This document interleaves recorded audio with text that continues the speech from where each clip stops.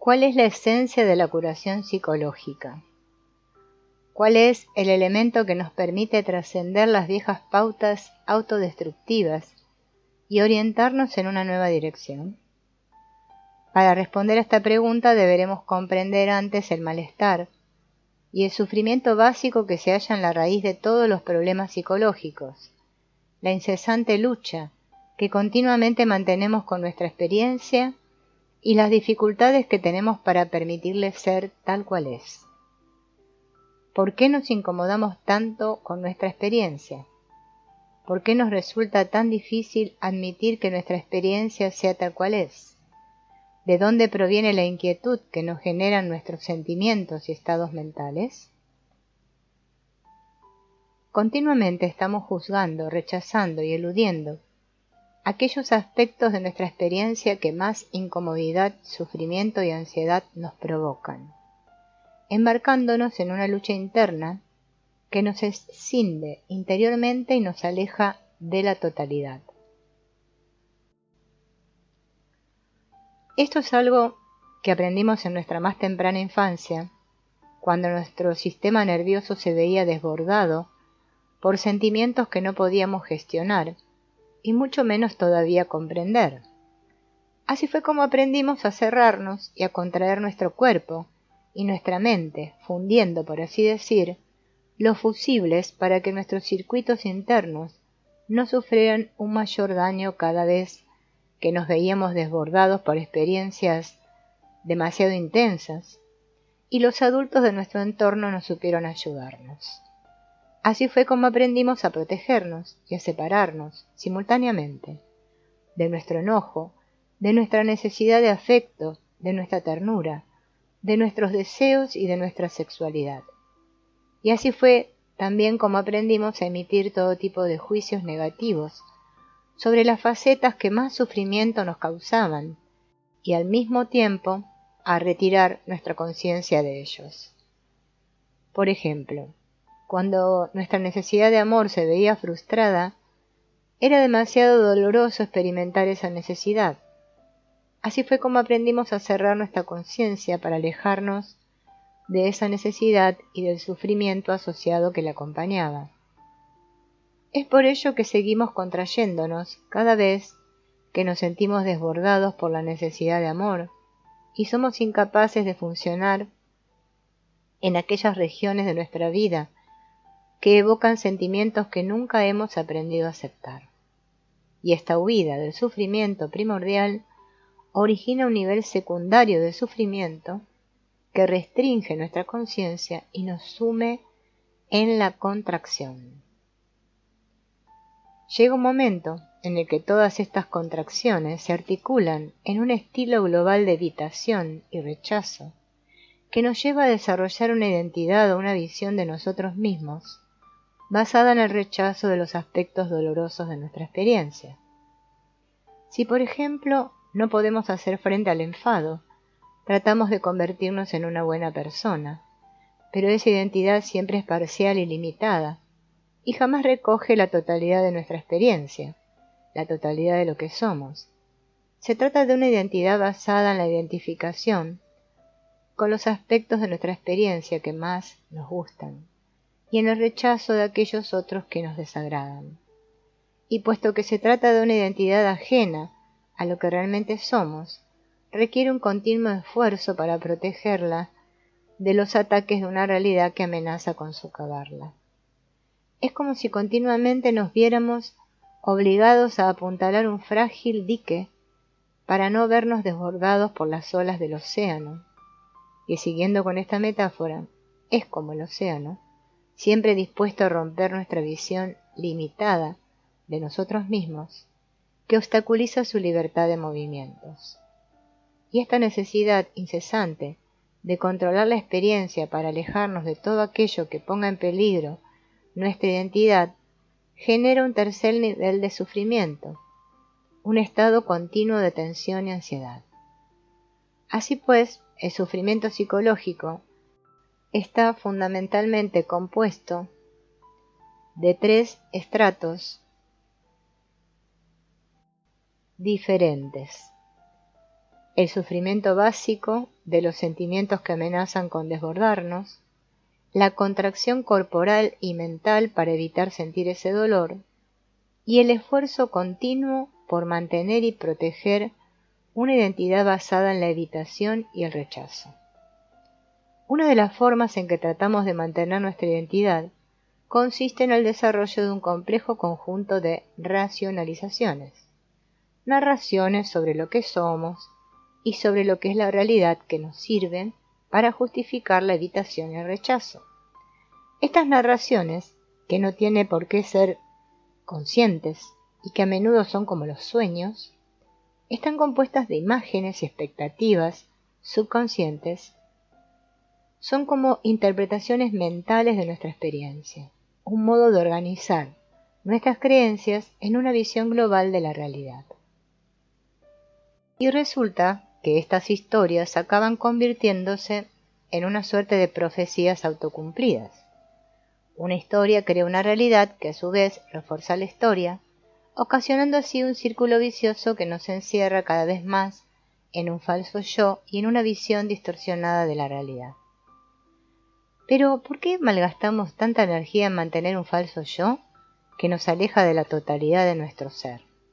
A pesar del sufrimiento que ocasiona, la imagen que tenemos de nosotros mismos se mantiene porque al menos nos proporciona una sensación de que yo soy esto. Es cierto que este ego falso genera una tensión y una decisión interna, pero también, lo que es al menos, nos proporciona una cierta ilusión de estabilidad y permanencia en medio de la incertidumbre y del flujo de la existencia. Y aún en el caso de que su historia sea yo no soy nada ni nadie, eso al menos es algo, y en consecuencia nos proporciona una cierta seguridad. Si pudiéramos identificarnos completamente con el falso yo, no nos causaría tanto sufrimiento, porque simplemente sería lo que somos. El sufrimiento se deriva de un estrato internamente más profundo que se siente limitado por esta identidad y sufre cuando no estamos completamente vivos. Esa inteligencia más profunda que se oculta en nuestro interior sufre cuando se siente atrapada en una intrincada red de historias, creencias, guiones y conductas que la mantiene alejada de su naturaleza esencial. Y es que cuando no realizamos todas nuestras posibilidades expansivas, nos vemos abocados al sufrimiento. El primero y más difícil de los pasos del proceso de curación consiste en darse cuenta de la desconexión de nuestro ser más profundo y del sufrimiento que de ello se deriva. En ese mismo dolor se asienta nuestra curación. Es por esto por lo que cuando nos alejamos de él, no hacemos más que agregar un nuevo eslabón a la cadena de contracción y rechazo en los que se asienta nuestro malestar. En cambio, cuando nos abrimos a esta herida, volvemos a establecer contacto con aquellos aspectos de nuestra experiencia de los que nos habíamos alejado. Por lo tanto, el primer paso de la curación consiste en reconocer nuestro malestar. Obviamente, no resulta tan sencillo admitir nuestro dolor y nuestra desconexión de nosotros mismos, ya que apenas empezamos a mirarla, aparece una historia, una creencia, un pensamiento o una fantasía que cumple con una función distractiva. En cuanto nos preguntamos, ¿qué es esto? ¿O por qué me siento tan mal? Nuestra mente se pone inmediatamente en marcha y dice, ya sé, esto es por esto o por lo otro. Estoy identificado con mi madre. Este es mi complejo de inferioridad.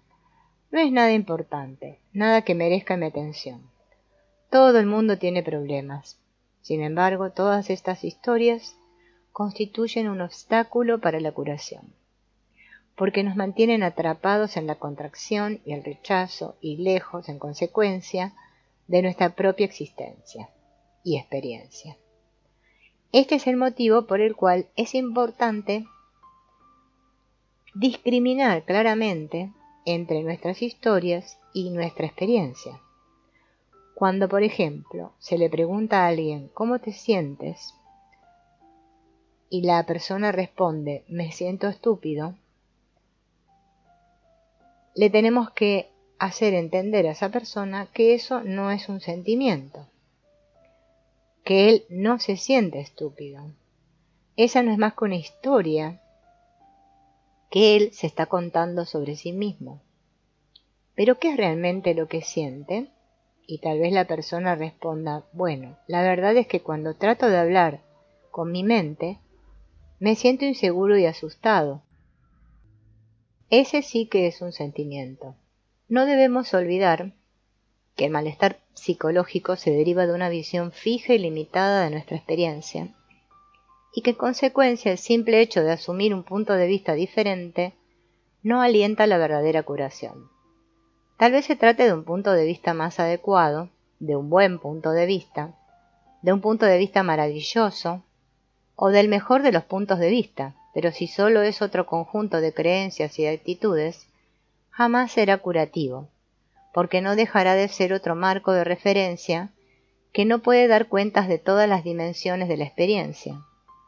Otras gafas a las que más pronto o más tarde tendremos que renunciar. En lugar de elaborar compartimentos más grandes o más elegantes, necesitamos desarrollar el único antídoto posible para todas nuestras visiones limitadas de la realidad. Permanecer presentes con nuestra experiencia tal cual es. Esta es la presencia incondicional, a la que algunos denominan mente del principiante. Como dice Suzuki Roshi, en la mente del principiante existen muchas posibilidades, en la del experto solo hay unas pocas.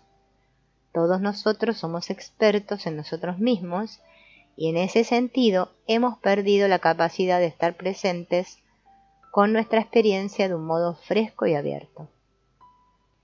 La mente del principiante supone estar dispuesto a afrontar de un modo nuevo cualquier cosa que aparezca, sin mantener ninguna idea fija sobre lo que ello significa, o sobre el modo como debe desplegarse, un estado de apertura que trasciende todos los prejuicios y creencias y nos permite ver las cosas de un nuevo modo y descubrir nuevas posibilidades. Y aunque se trate de lo más sencillo del mundo, también es simultáneamente lo más complicado. Si ahora te preguntaran, ¿cómo te sientes ahora mismo? ¿Qué está pasando en ti? Y tú miraras en tu interior, lo más honesto sería responder, no lo sé. Porque si en este momento tú ya sabes lo que está ocurriendo, probablemente no sea más que un pensamiento. Tu mente aferrándose a una de las islas conocidas del gran océano de lo desconocido. En lugar de ello, es mejor que renuncies a toda respuesta y sigas sencillamente preguntándote. Si observas en tu interior, descubrirás que no hay nada a lo que puedas aferrarte, nada que pueda acomodarse fácilmente a cualquier respuesta concebida de antemano. De hecho, nuestra experiencia presente es mucho más amplia y rica que cualquier cosa que podamos saber o decir en un determinado momento. Para conectar con el poder curativo de nuestro interior, es preciso que nos permitamos no saber y que establezcamos contacto con la textura fresca y viva de nuestra experiencia, más allá de todo pensamiento familiar. Cuando realmente expresamos lo que estamos sintiendo, nuestras palabras se llenan de un poder verdadero.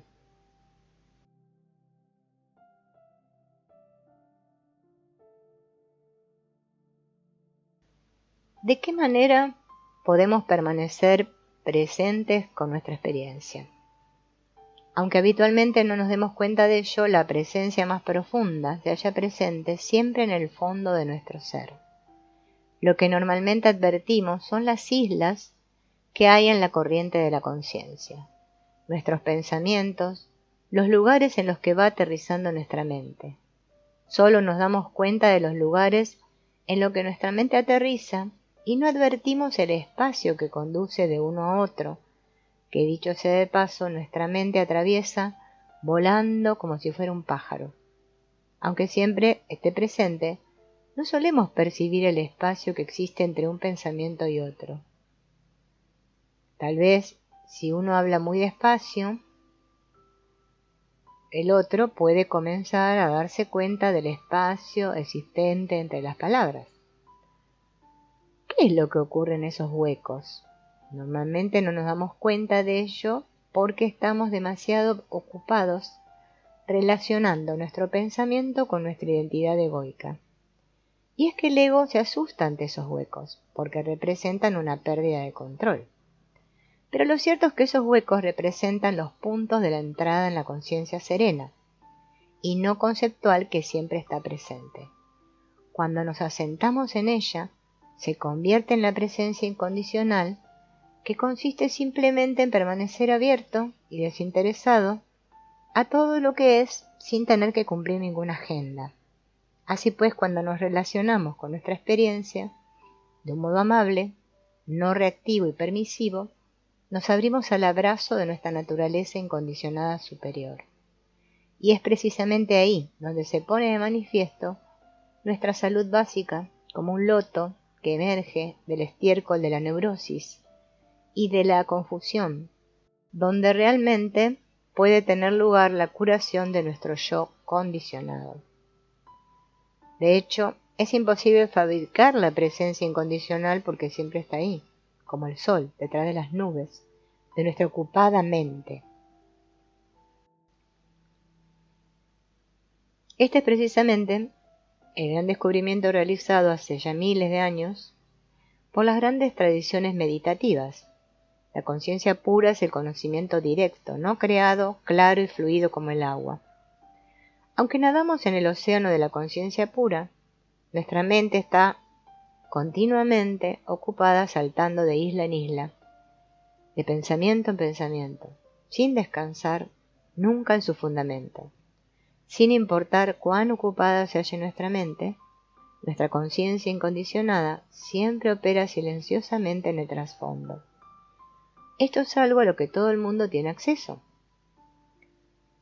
Cuando nos abrimos a la presencia superior, nuestra personalidad condicionada trata de escapar o de aferrarse a ella y situarla en sus casilleros favoritos.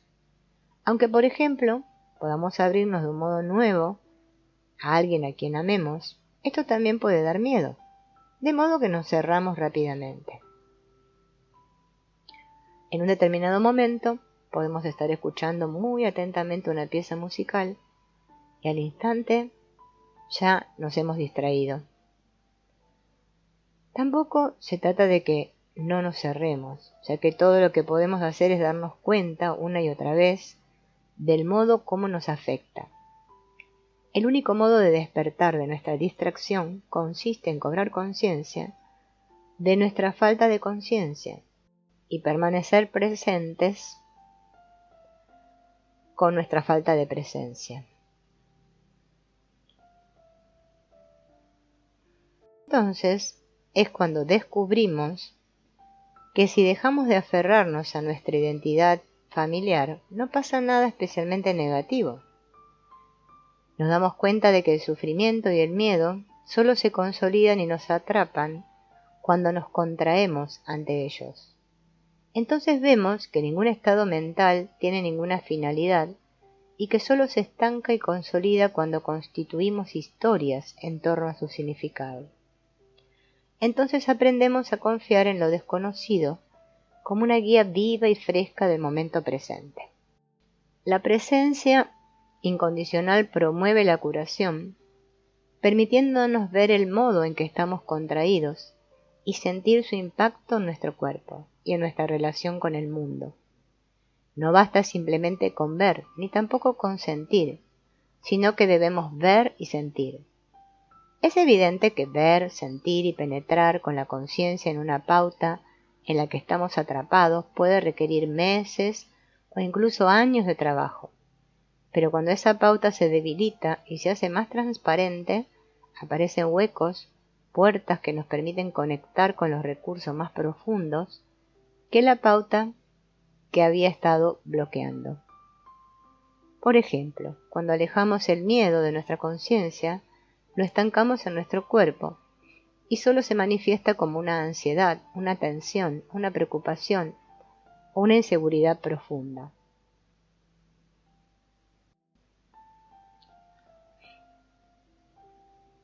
Cuando finalmente prestamos una atención plena al miedo, sintiéndolo y abriéndonos a él, nuestro ser superior establece contacto con el miedo, en cuyo caso empieza a debilitarse, ya que en la presencia amable e incondicional no puede seguir contraído.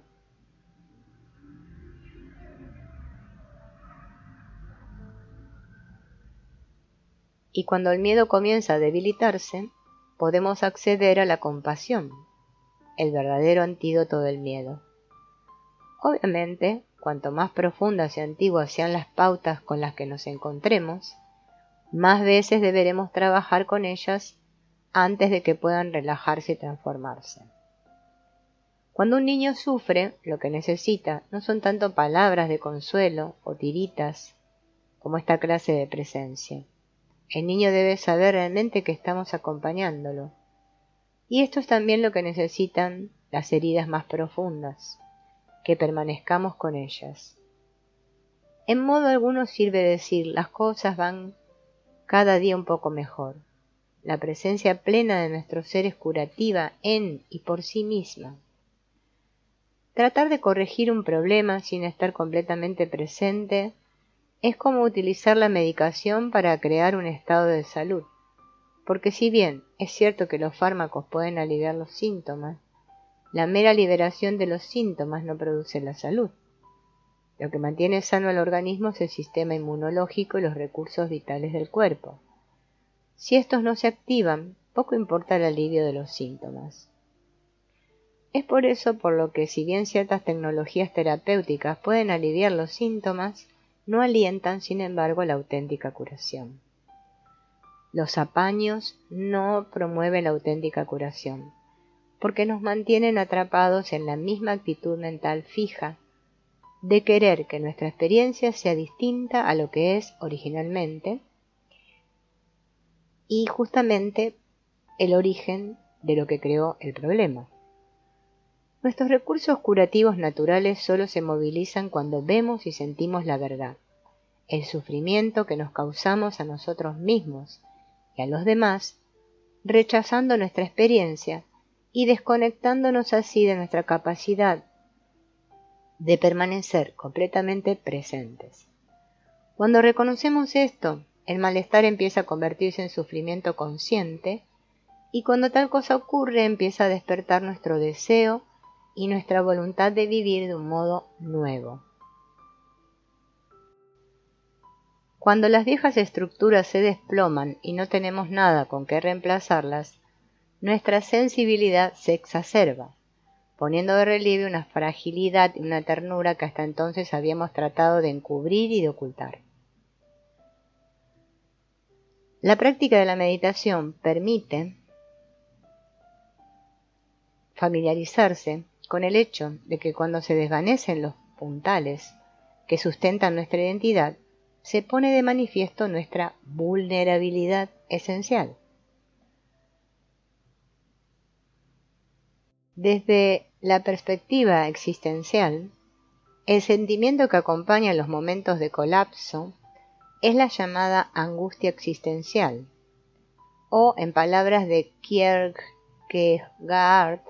la ansiedad, Angst, algo que los existencialistas consideran como una angustia ontológica, es decir, una respuesta a la pérdida potencial de ser.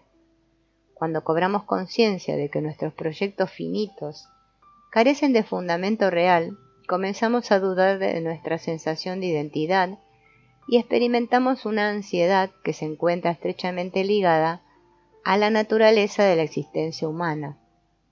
El significado, el propósito, el apoyo, el sentido, la estabilidad y la coherencia no son datos en los que podamos confiar, puesto que son creaciones de nuestra mente y en consecuencia pueden desvanecerse en cualquier momento. Es muy probable que el miedo a la muerte represente el caso más dramático de esta pérdida de apoyos y puntos de referencia familiares. Entre las distintas amenazas a nuestra autoestima, nuestro placer y nuestra seguridad, la psicología existencial establece una diferencia entre la angustia ontológica y la angustia neurótica ordinaria. La neurótica suele ser una cortina de humo que nos permite sustraernos de la falta de fundamento en que se apoya nuestra vida. En este sentido, la preocupación por lo que los demás piensen de nosotros o por abrirnos camino nos evita tener que afrontar la profunda angustia existencial que acompaña a la pérdida de fundamento. Hay ocasiones en que hasta parece que estemos enamorados de nuestra neurosis, porque ésta por lo menos nos ocupa y nos proporciona algo concreto a lo que aferrarnos, algo imposible en los momentos de colapso del mundo, en los que no parece haber nada firme a lo que aferrarse. Los temas fundamentales de la tradición existencial, el concepto sartreano de náusea, el ensayo de Camus sobre el suicidio, la alienación de las estructuras racionales, filosóficas y religiosas convencionales de Kierkegaard y el intento nietzscheano de establecer un sistema de valores que no se basara en el miedo, sino que dimanara de la vida, surgieron de la percepción clara de la imposibilidad de seguir manteniendo las viejas estructuras de significado que habían estado dotando de sentido al ser humano. Como dijo Nietzsche, Dios ha muerto, o lo que es lo mismo, la vida carece de todo fundamento absoluto. El existencialismo no encontró ningún principio absoluto y sólido en el que asentar la existencia, y dirigió todos sus esfuerzos a que el ser humano creara el sentido de su propia existencia. Desde esta perspectiva, la única posible fuente de sentido es la convicción, la acción y la libertad individual. Renunciar a la necesidad de ser alguien y abandonar la lucha por aferrarnos a los viejos significados que configuran nuestra identidad permite abrir, aunque solo sea brevemente, un claro en nuestra mente.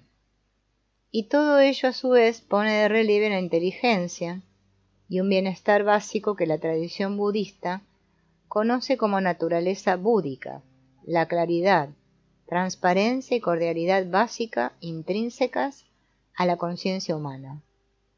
No se trata del vacío neutro o espantoso del que habla el existencialismo, sino de algo tan resplandeciente y luminoso que impregna la oscuridad más profunda de una plenitud de presencia que trasciende toda confusión, racionalización, proyección, autoengaño y demás engaños en que solemos incurrir. Los terapeutas suelen invitar a sus clientes a alejarse de la vulnerabilidad absoluta que acompaña el hecho de no tener nada con lo que identificarse y, en consecuencia, de no saber quiénes son. Pero lo cierto es que esa vulnerabilidad constituye un hito importante que puede conducirnos a un reconocimiento más profundo de nuestra condición humana. Es cierto que los seres humanos somos animales que permanecemos de pie poniendo nuestro corazón y nuestro vientre al mundo, pero también lo es que esto, a su vez, permite que el mundo externo penetre en nosotros. Tener la piel sensible significa estar expuestos a ser heridos con facilidad, una vulnerabilidad que se refleja en nuestra constitución psicológica como una ternura y receptividad que puede hacernos sentir vulnerables. Una vulnerabilidad que puede permitirnos volver a establecer el contacto con nuestro corazón y cambiar el modo en que nos relacionamos con los problemas que se nos presentan. Y no se trata de algo que nosotros tengamos que hacer, porque la vulnerabilidad aparece por sí sola en cierto momento del proceso. La palabra vulnerabilidad tiene ciertas connotaciones peyorativas, porque solemos identificarla con pérdida de poder y de fuerza. Cuando decimos que alguien es vulnerable, solemos querer decir que es débil, hipersensible y frágil. Pero es importante distinguir entre esta vulnerabilidad intrínseca a la existencia humana y la fragilidad característica de la identidad del yo, ese caparazón que construimos para proteger ese núcleo receptivo a través del cual el mundo penetra en nosotros. Es precisamente la vulnerabilidad la que nos lleva a protegernos detrás de una fachada o máscara que impone una cierta distancia entre el mundo y nosotros. Pero esa concha tras la que nos escondemos siempre es frágil y puede verse dañada, y aún destruida en los momentos de colapso del mundo. Es frecuente que, por otra parte, los demás puedan ver a través de esa fachada y que la muerte y otras circunstancias la rompan de manera irreversible. La vulnerabilidad que nuestra cultura asocia con la debilidad es la que nos lleva a estar siempre en guardia y tener que construir y mantener continuamente esta fachada. En cambio, aprender a aceptar y relacionarnos con nuestra vulnerabilidad es una fuente de poder y fortaleza real interna. El poder falso del macho, que en realidad es una forma de control, contracción y tensión, muestra una actitud manifiestamente débil, porque nos mantiene atados a la frágil sensación del ego. A fin de cuentas, la vida desafía continuamente todo intento de controlarla, y la energía que invertimos en mantener nuestras defensas no hace más que despojarnos de nuestra fortaleza. Cuando nos relajamos en el fundamento abierto del ser y nos hacemos amigos de la desnudez y vulnerabilidad, encontramos una fuente de poder más profunda y más real. Se trata de un tipo de fortaleza semejante a la del agua, el más vulnerable y blando de todos los elementos, por cuanto que todo puede penetrarla y se amolda a cualquier recipiente. Tal vez sea por esto por lo que, como dice el Tao Te Ching, termina desgastando incluso lo más duro. Así pues, el camino que conduce de la vulnerabilidad al poder pasa por la amabilidad y la bondad. De hecho, la bondad y la amabilidad son la respuesta más natural a la vulnerabilidad. Cuando vemos a un recién nacido, a un cachorro, o a un amigo que sufre, nuestra respuesta natural es la amabilidad. Sin embargo, no hacemos lo mismo con nosotros, ya que para ser amables con nosotros mismos tenemos que aprenderlo.